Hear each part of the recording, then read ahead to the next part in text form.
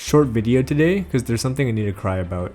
I see so many players running the weirdest gun builds along with crap ammo like enforcers with SOST. These players are absolutely not playing to the strengths of their class. If you feel like you're one of them, I don't know what possessed you to run such a haunted setup, but please keep watching. Let's quickly go through my loadouts to explain my thought process for each class, starting with Marksman. With Marksman, we have to pick our ammo first, because having the highest pen ammo is what differentiates this class from the rest. Something like 338 FMJ is suboptimal, because other classes also have ammo with 47 pen. So why would you pick Marksman if you're going to shoot a 47 pen round at semi-auto when Scouts can shoot it at full auto? While true, 338 can one-tap a class 4 chest, the probability of running into an assault or an enforcer is way too high. You'll be mowed down by these two before you even get your second shot off. Go for M61 or SMB. If you look over at my stim setup, you'll see both Trimadol and SJ6. This is because there's a lack of long angles in Arena due to how maps are designed, so when you're playing something like a Marksman, you want to be able to lock down the one single long angle per map for the entire round. Having both these stims allows you to have infinite arm stamina for the whole round. Alternatively, if you're like me and you don't enjoy the sniping sort of style, pick up the VSS or VSK. This setup is absolutely a third scout for when you want to play scout but they're both taken. Class 4 plates are mandatory because they're effective against half the cast, enforcers, and assaults, while Class 3 plates can be easily penned by all 4 classes. Moving on to the Scout class. This class is probably the easiest to set up. Run ammo with high pen and guns that have high RPM.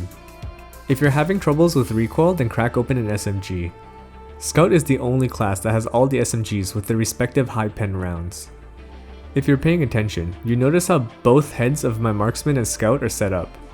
This is not only for drip purposes but also for stats. The Bomber Beanie is the only headwear that costs nothing but still has low ricochet chance. And with it being class 1, there's a 1 in a million chance you'll block a headshot.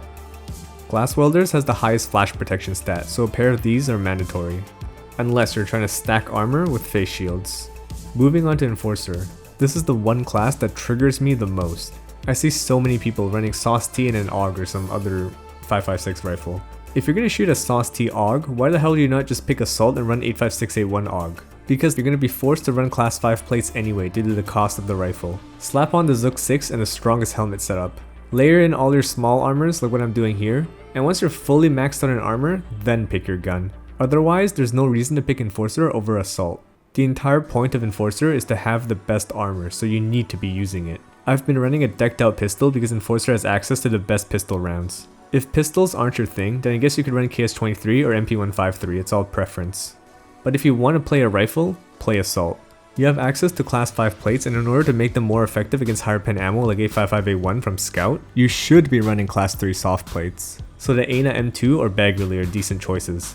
I prefer the Thor because of drip, but I haven't mathed out which setup is meta points optimal. Feel free to do so and let me know what to run down in the comments. For helmet, it has to be an Ulok. There are no relevant face shield options for the Assault class, so Ulok is the meta. When it comes to weapon, I prefer something high pen like the Ash 12, but not everyone enjoys its high recoil with low fire rate. So in this situation, you should pick what you feel is comfortable. Just make sure your round can pen class 4 while your gun has decent RPM. You don't want to end up with a low RPM gun along with low pen ammo. Rule number 1 for Arena, do not be dumb and crack open an IFAK mid-round. You don't have the time to heal each individual limb. Green stim is mandatory, as it out-heals light bleeds and sprinting on fractured or black legs. I run K-Lock or Perf interchangeably depending on whether or not I can afford a Perf. This is the lowest priority, so usually I end up with a K-Lock over a Perf. For painkillers I run a Trimmy, because with my playstyle I need the stamina regen. I sprint around and always run out of stam mid-round without it. Probital is overrated. I never seem to notice the extra regen after popping a green stim. If I need a heal, a green stim popped mid-round should last me until the end of the round or until my death. I would rather run a Morphine and save the extra points if you dislike Trimadol that much. I'll break down all the meta weapons for each class in a future video, because this one's just to address those SOST running freaks on Enforcer. I hope this video helped. Like, sub, comment, my other socials are here, thanks for watching.